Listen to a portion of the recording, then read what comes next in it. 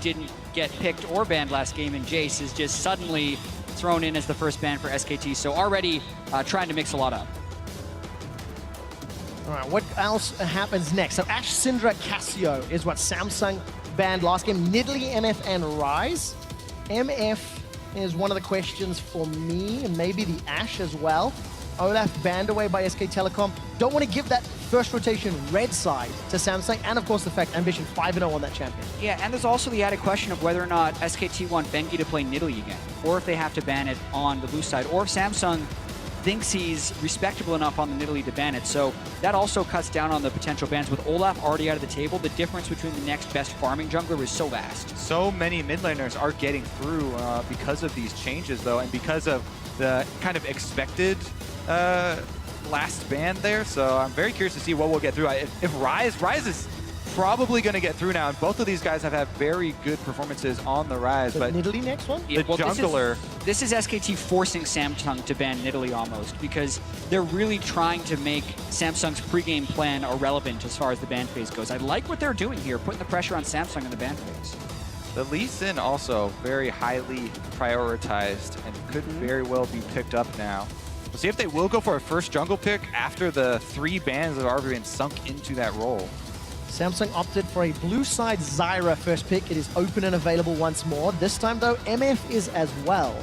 So does that dissuade you from picking it? Obviously, pressure on the top lane, the jungle pool as well. So there's pressure in multiple lanes here. Yeah, both of these support players have definitely put in some time on Misfortune. And that is definitely a very scary counter pick. But yeah, that Rise I was talking about rears his head. Faker, we may get to see him play one of his most famous champions. Yeah, he crushed all of Worlds with it last year. He was the only dude playing Rise, and then he had a bunch of big games. Gets scarce this year, right? And it's his most played in solo queue on the North American server, but this is the first time he will actually be playing the rework Wise in competitive, so very excited to see it. Hope he uses his skin, though he's not famous for using skin. It's one of those things you'd love to see. We haven't seen that tumble on stage just yet. All right, Kobe, $1 million question. What is the next round of picks here for Samsung? I mean, I like the hovers that they're already hovering right now, just because, like you talked about, with the Misfortune up, Zyra also does drop in priority. And the speed boost and shielding of the Karma did prove to be extremely important for those mid-game plays. It's also cute what's going on here right now, because just because Samsung has picked Karma doesn't mean they can't pick Zyra or counter a Zyra with the Misfortune, because they can always throw it back. So it means SKT have to be very careful about locking in a Zyra if they want a Jhin Zyra lane, because Samsung can turn right around and give him an MF if Crown was to play Karma, which is not one of his main champions. Yeah, and I think the thinking here also was, you know, even though the jungle pool is being pinched right now with a lot of bans, Ambition has been very willing to play that Rek'Sai like so many other junglers, and could very easily just go with either the Rek'Sai or the Skarner, one of those tanks for the front line. I still do think that Samsung are going to go with one of those sort of standard sturdy team comps where they got the front line to protect the Caitlyn for later in the game. Especially when you see how well Ruler played that late game. You can take a look at that 90 caliber net and flash, and ended up costing him towards the end of the game. Poppy's still up for CuVee as well, and some options for Samsung. Ambition has been practicing Kindred on a solo queue account. It's going to be locked in, which is the first Kindred we've seen at Worlds. All right. The last guy I saw playing this was Maple in the LMS finals over there, so that is an old pick there. I actually think it's a decent pick against Lee Sin here. Especially, you know, if it is going to be a long game. The Kindred is going to be a huge DPS threat. And we'll see if, you know, Karma's going to be on triple duty now. A very high DPS backline for him to keep protected. No front line for Samsung yet, though, but you can anticipate, obviously, Poppy or similar in the top lane, or would we maybe go something more poke or difference? I think we don't know, and I like the fact that Samsung has given CuVee the counter pick in the top lane. SKT in their series against Rocks almost always left Duke for the very last pick, so they're going to go something kind of safe like Gnar. That means CuVee could cannon into it if he wants to have the lane advantage if they lock in the Gnar. Yeah, and also remember that the Kindred with the ultimate, since we haven't seen it in so long, does provide a lot of extra security for that backline to rely upon as well. And since they have so much damage, a lot of the Kindred is fighting over the territory of the ultimate. If you have the extra damage to push them off of it, then that could be huge. And there's that cannon for the flanks, but also the 1v1 potential. insta-lock Kennen. Jat, I think your words were pick in game 2 stronger early game. I feel like they've done that. Well, it's about having the shoving lanes in as many lanes as possible, and I think the Cassiopeia Ryze is a skill matchup, but the Kennen should be able to shove, and the Karma Caitlyn should be able to shove. And how fitting is it that he goes back to the Kennen pick? The Kennen pick, one of the biggest improvements that CuVee made, practicing it a bunch in solo queue for the Gauntlet, which got them here to Worlds. And now they're at the last leg in the finals, down 1 game, looking to make it work again. And it's a really tricky team composition that Samsung's pulling out here, so they will need team practice on the Kindred lately as well, because this is 5 squishy champions. This isn't that sturdy tank line that they had previously, so they're going to have to be able to play pretty fast if they're able to get a lead, if they want to close out this game. It also does bring up all those, plays around objectives, because Ambition has been so good with his smite. Now you have to also take into account, is he going to Kindred ultimate, bait my smite out, and then you wait for the duration, as Smithy did at MSI. Well, going to be a lot of questions that SKT have to answer. And also, can Samsung pull this team composition off? You guys at home, jump onto Twitter, let us know the big moments of tonight using the hashtag #WorldBigPlays. Also, check out the 360-degree streams over on lolesports.com. You can actually check us out. Jumping up and down now as we load into game 2. SK Telecom have got themselves a 1-0 advantage over Samsung Galaxy. And CuVee loads up with his 3-0 Kennen. Let's see if he can lead the way and even the series at the end of game 2. Plus, we got Faker's Rise. Like, we're just jumping over is! that one. It We got the is! skin. Championship Cup So I guess he'll wear his own clothes. on his I think back. that's the way it works out, right? Honestly, though, this does play into our story of SKT at this World. They've been the most outspoken, the most confident that we have ever seen them. This is a team that is used to winning the championship. Yeah, and Faker's going to want to get enough skins so his entire champion pool can have SKT Which would skins. be every single champion, honestly. This guy plays Aurelia in the mid lane. He played Bachelor Yi in the mid lane. Riven popularized. He played Olaf in the mid lane at Worlds last year. Many of those picks were. All right, well, let's take a look at the level 1 here, because no deep wards this time around. No scouting of the jungler starts. Minions have spawned. We'll see if there's any sort of, top laners faking, taking damage from Krugs, trying to play those mind games of making the enemy guess where they've started. I want to take a look at how this early game plays out, because Samsung fell very far behind by the time we hit that 15-minute mark, and they cannot afford to do the same thing with this team composition. Yeah, and it actually happened because Faker was able to get an early shove in the mid lane and get a deep ward to find Ambition in the jungle. They also had a ward at the very beginning of the game to find him in the jungle. So the first ward isn't there this game, but there's a very early peek, actually. Exactly, from Samsung again. They did it last game, they did it this game. Pink ward before the minion spawn. Crown goes over there. All right, I'm actually kind of disappointed in Bengi. He doesn't have his SKT skin. Where's the coordination, boys? He's also going for number 3. Knockout Lee There we Sin. go. Gonna get his own skin again this time around. I want to take a look at just how Crown handles himself on this Cassio, because his Victor last game was as to be expected, and this time around now has to perform at that same level, but on what is actually a fairly technical champion when it comes to dodging all of those skill shots and landing those petrifying gazes. Yeah, and Crown has actually been really good at Cassiopeia on the laning phase, specifically at dodging ganks from enemy teams. He has the cleanse here, so normally the Ryze Lee Sin is an incredibly potent two-man gank because you get the Rune Prison and Lee Sin can automatically land the Q. But here, Crown's going to have to make sure he can cleanse if they go for that, and then he's going to have to play more passive in the next game. And we do want to touch on, the changes to Kindred, where the marks are even more important with their damage scaling. Going for the early scuttle here and grabbing it. Already off to a good start there for Ambition on the Kindred. Our new flavor pick. We have to have a surprise here in each best of 5 as we move forward. Ooh, actually, what he did there, I think he pulled the minions far enough so that Ambition was able not to drop into Fog of War, but I think he just revealed himself there. So the question mark did go down, and it looks like he gave up a little bit of info. Yeah, but he took a lot of harass on the minion wave just to try and freeze it towards his turret. Faker now getting a little bit more aggressive to make sure the wave hits the turret and can then bounce back. Both of these two mid laners do excel at getting the minion wave in the right place. So you always have a chance of stacking up minions to crash them in the turret, but you spend a small amount of time in basically danger of ganks. Great delay there by Crown just at the end. And it was in game 1 where Faker actually built up a 10 CS advantage by having a back timing advantage over Crown. He's on another ward, he can get stopped again. And does, Miasma again. Crown with some gentle love taps to the 2-time world champion Faker. He got a solo kill in the previous game. Let's see if he can do it again. Plus 10 CS already, and Faker's going to lose a good chunk of the tower, it looks like. Significant delay, but you can see that Faker knows he has to go back and get his tier early. So he's committed to that recall, does go and get it off. That CS lead, though, in the mid lane should be a problem. Yeah, but we've been focusing on the mid lane. The top lane is going as expected. CuVee shoving in Duke and harassing him a substantial amount up there. And this is buying time for Ambition, who also picked up the first mark. Now, he may go for a dive. He's clearing the Gromp first, especially if Lee Sin gets shown. It's going to be a dive. Bengi is focused on taking away the mark on the bottom side of the map. There are no wards that will see him there, although he did pass by the pink, so they know about where he is. That's why Ambition is continuing to counter jungle. Because of that early pink ward, so much value. Yeah. Gonna be 2 camps stolen away. But Bengi actually getting some deep wards for himself.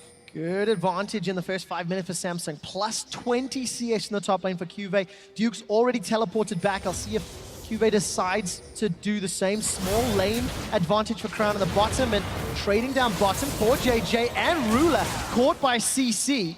Trades a couple autos, but Bang and Wolf, they turn this one around. Nice 90 cal into the headshot shots. And this is where the Samsung lane needs to be careful, because they do not have the sustain that Wolf has. So while they could get shove on early, when they lose the shove, they're actually a very vulnerable lane.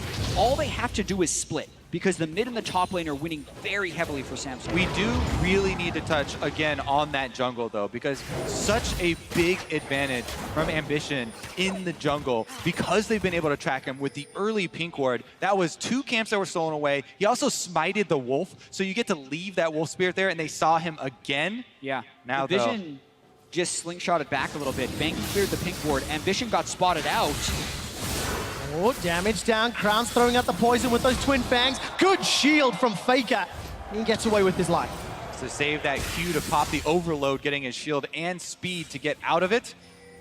And denies that 1 versus 2. Meanwhile, though, it gives, again, full control over this mid lane to Samsung to push it up. They get another Scuttle Crab that is marked for Ambition. But Bengi saw him exit into the Fog of War on the top side of the map, trying to make a counter play on the bottom side. If Bengi can get level 6, he would have a much more threatening gank. He can't yet, as he's have ward control in the jungle, but no wolves to spawn. He might get level 6 off the wolves based on his experience bar. Then he would have threat for a bottom lane gank. Just warding up and trying to make that bottom lane as safe as possible. Not able to have that same sort of early impact. Samsung plus 1,000 gold just from the farm already. I think that's to be expected, though, when you look at the team compositions and how the lane is played out. I think credit to Samsung, but they need to do more to have this advantage going into the mid game. Yeah, I think not quite to this degree, especially in the mid lane. You know, and how important those recall interrupts were from Crown on Faker for the early stages. We'll see how this does develop, though, because early magic resistance now on Cassiopeia as well makes Crown really confident in taking those trades with Faker. Yeah, I've talked to a number of mid laners about the Cassiopeia versus Ryze matchup, because historically it was Cassiopeia favored, but with the Ryze rework, who has more utility in being able to shield himself and a longer range on his Q for wave clear, it does turn into a very slightly favored Cassio matchup, but not something where you're winning by 15 to 20 CS against Faker. Helps out when Crown is able to interrupt the laning pattern. I'm looking at Bang and Wolf pushing up very heavily in that bottom lane. Teleports and slicing Maelstrom a little bit away. Ambition potentially in some trouble. Realm Warp actually. Ambition's going to get the camp and back out. Remember, Kindred here going to scale very nicely as well, and he's already up to 3 now as he goes back to farm. Trading farm with Lee Sin is definitely an optimal situation for him, especially since the Samsung lanes are in such a good spot winning by themselves. Yeah, and we talk so much about Samsung's story of how they got here in the Gauntlet, and one thing that happened is they became a much more aggressive team who, when they could get an early game lead, would just win it quite quickly. And that was with the Kennen-type compositions. And when you already have 3 stacks on the Kindred, they have the snowball potential if they can start getting these things going with the 1,200 gold lead already from the laning phase. And the thing to watch for with that snowball are those wards for CuVee to teleport in on. As of right now, use it to get back to lane for more lane dominance. Ambition got the blue. Mistakes. That's one of the first messed up blue handoffs I've seen at Worlds. Teams have been much better about doing it. Big mistake right there. Well, jungler's now going to be meeting toe-to-toe. Level Jack. 7 advantage for Ambition. Gets a ward down. Lamb's Respite is available. Tidal Wave captures both of Samsung Galaxy's bottom lane. Ambition with the Lamb's Respite. It's first blood to Ambition. Body block on the first 2 shots from Wister. The third and the fourth gets nobody. Beautiful. Now Fake is the target. Gets caught out by the red buff. Slowed down. Crown looking for a target. They may want to go for a dive. Crown's full health with both summoner spells up. All summoner spells are up for SKT though. They're closing in, trying to push the minion wave first, and there goes the counter attack from Rise. The Realm Warp not going to be enough to close the range, but the flash does. Now, Faker and Wolf, they're in enemy territory. Gonna back away. The threat alone means no further engage. It's a 1-for-1 trade. What an impressive counter right there. They know the only way out is forward. They charge CoreJJ and do grab the kill, but still, this game, the early game has been going so heavily in favor of Samsung, and they retain that lead. Oh, great stun from CuVee. Hop away from Duke. Means that there's no kill yet. Actually, Duke's gonna Mega Gnar out. Crown's decided to pick a fight. Exhaust is already used. Miasma's put on the floor, and Crown lenses away. No kill yet. 4 summoner spells He burn. burns every summoner as well as knocking the back. And just to rewind a little bit, there was so much awesome that happened in that fight. Ambition getting alley-oop towards Faker only to cast his Lamb's Respite to save him. And then the next man up blocking of the Jhin ultimate was perfect by Samsung, and they maintained their early game lead. Ambition wants to make his long-awaited chance at Worlds count. They want to dive CuVee. So does Faker, though. In the last trade, Duke Mega Gnar out, forced CuVee's flash. This should be an easy And no dive. ultimate. Here comes Ambition as well. Knocked against the wall. Faker is gifted a kill. And they just made that look easy. And we talk about the ebb and flow of the map. There's no counter play here really open for Samsung. The only thing they're getting is a ward deep in the red side jungle. But again, let's look at this Ambition play. Yeah, he's able to get a lot of damage on Bengi, but then the alley-oop right to Faker, but he lands, is able to cast his Lamb's Respite, and then Bengi can't make it in. Kills him as he's trying to cross the line. You shall not pass. To get in. Then here again, body blocking Rai is so important because of the overloads. Ruler stands in front, uses the heal early so he has more healthy. Jhin ultimate, last shots don't do as much, and this is the beautiful counter attack. Right here, they're trying to make a 4-man dive happen, but Faker just zooms forward onto CoreJJ, and they're able to take advantage of the long range of Jhin as well to assist, and that completely stops any gank. 200 gold now separates these.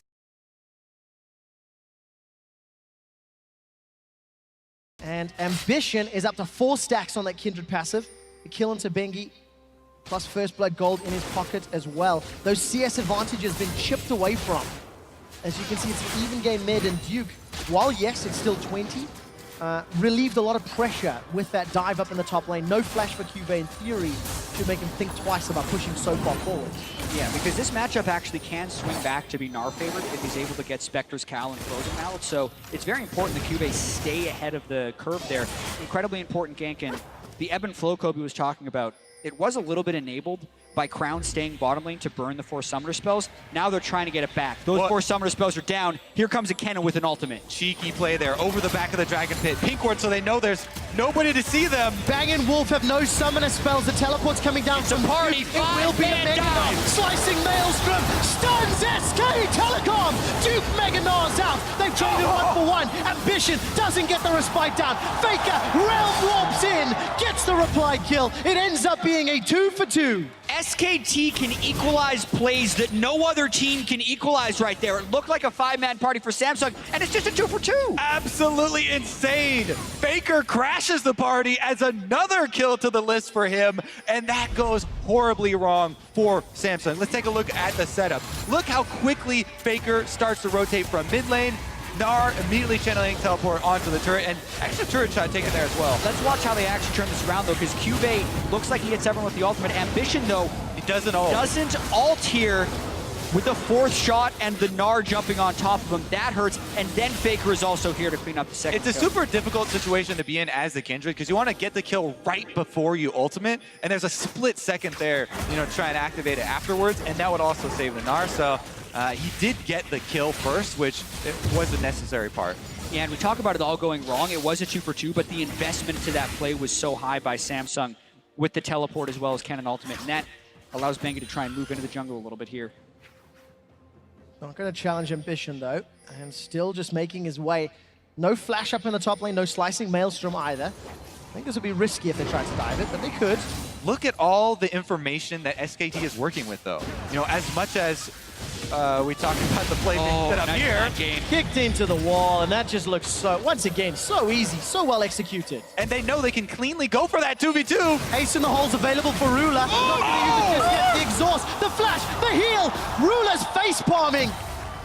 He's flashed forward aggressively multiple times. This time it hurts him. SKT making informed decisions. They have wards seeing every member of Samsung, whereas Samsung have nothing. Ambition, can he get the Lamb's Respite? Yes, but it won't be enough to get the kill just yet. Jumps back away, Dance of Arrows, and the three-man SKT, they shut him down. And that's the poise of SKT. When they can get this Rift Herald after that kill on Ambition, that takes away CuVee's ability to split push. Also, you're going to be more poised when you know where the enemy is. Look at the wards by SKT. That is also going to be a Rift Herald buff for Duke in the split pushing battle. Kennen, yes, is going to be great for those team fights, trying to flank in, but CoreJJ taking fire. Aqua Prison locks up CoreJJ and whispers fourth shot. Bang! You're down. That's 3 solo deaths in a row by Samsung. Ruler trying to make a play in a 1v2 situation. Ambition doing a blind invade and getting collapsed by 3 people. And then CoreJJ on support Karma is up too far in the lane when SKT are able to finish that kill. Those mistakes can't happen against SKT. When it rains, it pours, and it's so hard to work back a losing vision fight because SKT had so much advance warning. Samsung, every move they're trying to make to try and get any sort of deep vision for themselves, immediately countered, immediately stopped. And after those solo deaths, it's SKT that immediately take control. 2,000 gold up. To Samsung's credit, they got the first Mountain Drake, the next one's spawning, and they are trying to once again set up some ring of control around this pit. Teleport not available for CuVee. That is important if SKT try to contest. I agree with that. Not being able to make it with the Kennen could spell a Drake over to SKT. This is also something the analyst desk talked about of the flow of SKT series. First game is close, second game isn't as close, and third game would be a stomp. Samsung need to control that just onslaught from SKT and find a way to equalize this game and get some positive plays going for them. They do have a lot of damage on their team. And with this second Mountain Drake, Samsung would have a huge threat of just burning through Baron. Their entire team outputs damage. Cassio. So this would be an incredible, even 2 members of this team could sneak a Baron after it spawns. So SKT have to be very wary of keeping up that vision game and continuing to be diligent about putting those wards. Good Dance of Arrows, sidestep, and Ambition may be able to make it away, but not enough from Faker. Tagged by 2 shots already, uses the flash. Remember, Lamb's Respite still available. Dance of Arrows over the Rift, Scuttler, but still, Summoner Spell wasted, really.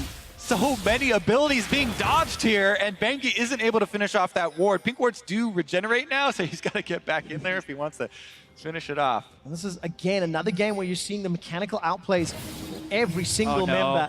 Level 11, 12 rather on Faker. Round Warp comes in. CuVee's got Slicing Maelstrom and Flash. Got no minions under the tower. Got a Protobelt forward. Duke takes a turret shot. Flash forward for CuVee. Looking for the Lightning Shuriken. Shut down. Duke with the boomerang. It's incredible the speed at which SKT make their calls. As soon as the information comes in, they say, oh my goodness, Ambition, Crown, they're invading our jungle bottom side. Faker, what does he do? Immediately moves top to go make the play with his ultimate on Rise. They camp that side. They're gonna get the first turret on top of it. And SKT so willing to play around Duke this game. He was picked into a bad matchup. Samsung saved their last pick for CuVee, but that's about all they did for CuVee because Ambition has been down on the bottom side, and that's the 3rd unique champion SKT have sent top lane. This time it's Faker to help out with Duke. Duke takes the turret early. Not the cleanest of ganks because Duke takes so much damage, but then the double flash right there prevents CuVee from being able to get in. Faker can follow and finish off the kill. I mean, oh, there we go. Ambition gonna buy some time. There's a little bit of support from CuVee coming up, but it's not gonna be enough just yet. Ambition dances around. Mounting Dread, Wolf Frenzy, throw everything at Faker, and it's not going to count. 3-0-3. Faker is a monster. First game on the reworked Rise, and he's showing absolute mastery. No one was in doubt of Faker being able to play Rise just because he hadn't played it so far at Worlds. They have really taken control of that quadrant of the map right now. The Gnar is building up towards Frozen Mallet right now, and CuVee has really fallen behind the curve that you don't want to fall behind as a Kennen. Not to mention the magic resist that SKT is able to build up just casually with the Abyssal Scepter and the Hexstring. Samsung do have the teleport on CuVee to try and make a play on the other side of the map to get back into this. But even if they do that and they leave top side, Duke will take his toll or follow with 2-level advantage on the Gnar. Well, we talked in Picks and Bans about how this team composition from Samsung Galaxy was hard to execute. It's significantly harder when you put yourself in a position to get punished. Now they're behind in gold. If you look at the mini-map, more pressure. Oh no. Rula's going to flash away from the tidal wave. CoreJJ's already used his flash. And he gets shut down by Bang, who's now on a killing spree. And to elaborate a little bit more on your point about how hard this comp is to execute, if you look at the squad from Samsung, they have so much damage, yet their whole team fight relies on these 2 big ultimates. The hard CC that they have is the Cassiopeia and the Kennen ultimates. Those have to hit multiple targets, have to lock people in place, because there is no tank for this team. Until CuVee is able to, get his Zonias and buy some time that way, it's all about Ambition's ultimate, which has been down. Yeah, not available. Look at that. Yeah, and it would also require them to be able to set up at all. But SKT has been so far ahead of the pace of this game. Ever since it was close at the beginning, SKT just pick after pick. They kill Ambition, and now Duke about to hit Mega Gnar to try and zone him off the turret. Yeah, CuVee potentially could turn around the engage with that Maelstrom. The tower doesn't fall in the mid lane, though. All the pressure from Duke is allowing the rest of SKT to set up. Deadly Flourish from Bang. Won't find a target, and the tower will allow... The pressure on the tower allows SKT to then just reposition, steal away the Sentinel. And Rula could be a threat. Sonic Wave, Ward Hop over, good 90 caliber. There's no flash available, and Bengi doesn't want to go too deep. Not worth the risk at this stage with the lead they've accrued. Exactly. No need for SKT to take any even slightly low percentage play or waste any abilities right now. I mean, honestly, especially if we look back at how this game has gone, there's not too many points where we can super heavily fault Samsung. Their play they set up bottom with 5 players was well set up. It was an intelligent flip over the ball there from Ambition. It was a pink ward that they teleported on, so they knew there was an ward in that bush at least. The problem is SKT's ability to instantly react to any of these plays, and they make it look like a bad play by turning it around. And the map play has been so much stronger from SKT this game. One thing that we kind of noticed about Faker before this Rise game was how he would play to the mid lane and only look to pressure down that turret, and how he wasn't necessarily looking to roam, very rarely taking teleport. But on this game with Rise, he has been very willing to roam, realm warp in to get his side lanes and team ahead. And interestingly enough, he actually lost his mid lane turret in this game, almost in exchange for all the kills and assists and map pressure that he's picked up for his team. He's playing extremely confidently right now on the Rise, and he's showing it. I mean, he wore his own skin, one of the extremely rare times where he actually uses a skin, and it's in the finals here, looking to get his 3rd chance in a cup. 5,000 gold deficit for Samsung Galaxy. The next dragon is once again a Mountain Drake. That's the 3rd of the game.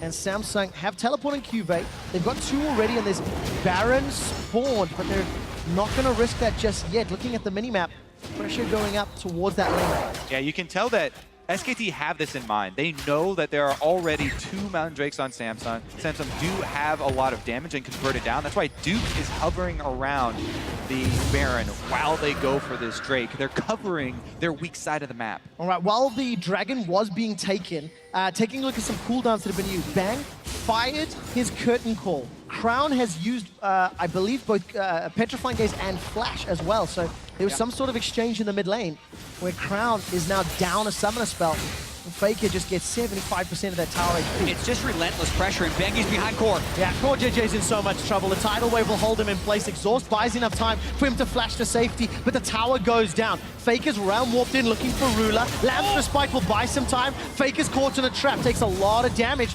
for his troubles. And Lamb's Respite saves Ruler's life, plus the Summoner heal. Once again, Summoner spells blown, towers falling in multiple lanes, and SK Telecom, in SKT fashion, taking control of Game 2 more confidently than Game 1. Yeah, and you think about the way Samsung would want to try and get back in this game, it would be a flank teleport from the cannon. But the amount of map pressure that Samsung has is so low that Wolf is almost always going to have his exhaust for the cannon, and the forward targets like Duke are always at full health in the split push game, so more controlling action in Game 1.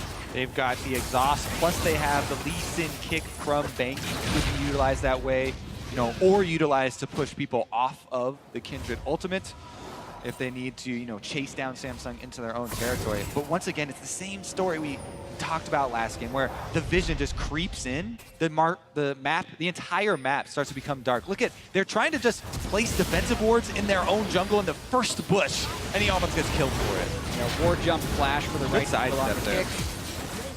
And even if they don't get the kill, it still buys them time to take down that mid lane turret, and Faker's able to burn a bunch of ultimates right there by getting the Kindred ult out.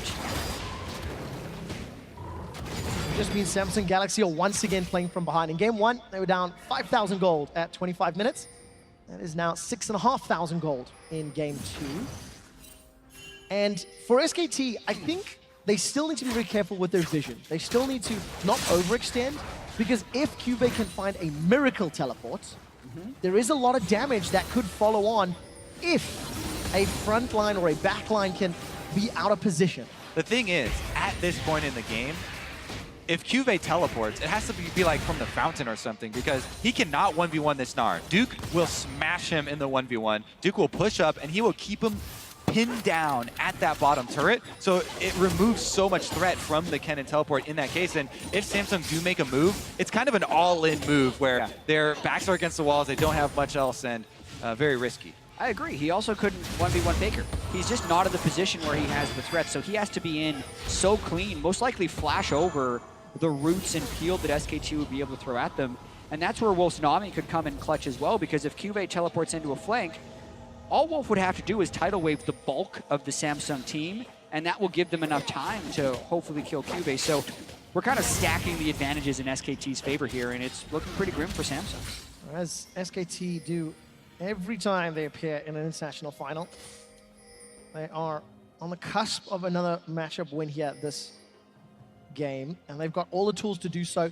That Frozen Mallet, Black Cleaver, once again Duke playing the split push, once again itemizing at this stage in the game to dominate a side lane and to maintain map control for SKT. Because they've just had such fantastic vision, such fantastic pressure across the map at all stages. Samsung once again are going to have to play their turtle mode with Caitlyn here, as the Baron being taken. There's not really any counterplay here from Samsung. It's completely dark map. They would have to do some crazy move to even go get them. It would probably cost them a lot of their lives. So defensive play is again the name of the game. Yeah, and this is immaculate play by SKT. After the early game where Samsung looked like they were trying to snowball, as soon as SKT halted that, they've been turning it right back around. And here's a Realm Warp. All right, Realm Warp's going to deliver Faker and Duke. It should be enough just for the tower once this minion wave comes back up. CuVee with the Proto Belt got away. And to go back to that point, SKT, immaculate play. Bengi once again starting. I think we were talking about how only if they lost with Bengi, maybe Blank would start a game. And Bengi on this Lee Sin, 3-1 and 2, while he didn't necessarily need to gank, he got some kills, he was in the right place at the right time. Bengi's got to be one of those magnificent anime stories of a League of Legends player that we have had ever. Because this guy, he also is going for a third championship. It's not just Faker. And he was on the bench for so long. People called him washed up. They wrote him off. They're like, he's just sitting there because, Blank is still new and they're only using him for the first game to scout. But Bengi has been such a huge, instrumental part in the victories of SK Telecom here in the later stages here at Worlds. And you look at the junglers they've had to go through. Peanut, he was 3-0 against in the semifinals, and Ambition in Game 1. Bengi was way up in farm against Ambition. In this game, he's equalizing the farm of the Kindred in the late game and getting picks like this. Oh, the fourth shot misses, but Bengi doesn't care. He jumps in. Oh, while we were looking at that top lane, Faker had a 3-level advantage over Crown. Crown has just equalized. It's now 17-15. But look how easy it is for SKT to just push this. It's 10,000 gold before 30 minutes. Yeah, and they make it look easy because obviously this isn't easy. Otherwise, every team would do it. They have so much control with the wards in this game, and they're always all on the exact same page when they're going to make these plays quick shot. That's what's so impressive. Well, it's so unfortunate for Samsung Galaxy in their final for the first time with this roster. Not even really able to advance through the LCK playoffs, but they ran the gauntlet. The fairy tale story and the amount of pressure for these guys that they've put on themselves. Unfortunately, they faltered. 3 solo deaths is what allowed SKT to just start the snowball. Definitely can be very happy with their run here at Worlds, though, and they are getting that experience on Ruler and the big stage, getting some of those nerves out as far as the play. And especially Crown has really shown up and impressed a huge amount of people, definitely getting his name out there as well. Yeah, but this game also kind of goes to show the momentum for SKT, because the first Baron they picked up in game 1 was, you mentioned, a very low Baron power play, 2,800 gold. That was when Samsung had a lot of wave clear champions. Here, they had still wave clear champions, but SKT is up to nearly 6,000 on this Baron power play. With all that being said, though, we're 1.5 games in to Worlds. Well, that's a dead ambition once again. Oh dear. Now Bang is going to be the target. The Esma, tidal wave. CuVee can't find anybody more. Slice of Maelstrom is down, and all of a sudden, Duke turns the pressure around. Bang, bang, unstoppable. As CuVee is shut down. Duke going to be able to Mega Gnar out. Not too long. Hops forward, looking for more. CoreJJ kicked against the wall, locked against the wall. Duke gnaws Crown. Petrifying Gaze not going to be enough, and Duke will get popped, but just the GA. Round warp from Faker will allow him to get a double kill onto Ruler at 30 minutes into the game. SKT, they still have to run back out and kill an inhibitor tower. You can't help but just applaud SKT for that play, because you call them a slower, methodical team, but when they have the advantage, they do know how to take it. Ace inside the base without clearing out the inhibitor turrets. They managed to get everyone in there, and they might push for the win here. Ambition left alone under the Nexus turrets against all of SKT's. Rune Prison down. This time gets the respite out, but it won't be enough. CuVee's caught out, sent back to the fountain. The Samsung Galaxy, they cannot defend their Nexus. SK Telecom jumping forward for more. CoreJJ on the steps of the fountain is killed by the god Faker himself. And SKT are 2-0 in the finals. And that's the type of defeat you don't want to have if you're Samsung, because this is the momentum building of SKT's War Machine, as they are now 1 game away from their 3rd World Championship in 4 years. Distraught looks on the side of Samsung Galaxy, because this was a heavy-handed defeat. It is incredibly demoralizing to play against a team like SK Telecom, where you really do feel like whatever move you take, whatever option you choose is still, even if it's the right option for you, still countered by this team. Yeah, and it almost feels like you can never fault them against SKT, because as soon as you make a mistake, they crush you. Even if you feel like you've made good plays, 20 CS advantage in the top lane, 20 CS advantage in the mid, you make one mistake and then SKT wins in 30 minutes like we saw this game. Crown looks broken. Last player to leave the stage. Head hanging low. And he's doing everything he can, but when you look at the silence, when you look at those solo deaths, giving up all of the advantages to SKT, you cannot afford to make those mistakes in the final, and you sure as hell cannot afford to do them against SKT. I mean, let's send it over to the analyst, because that game was pretty quick.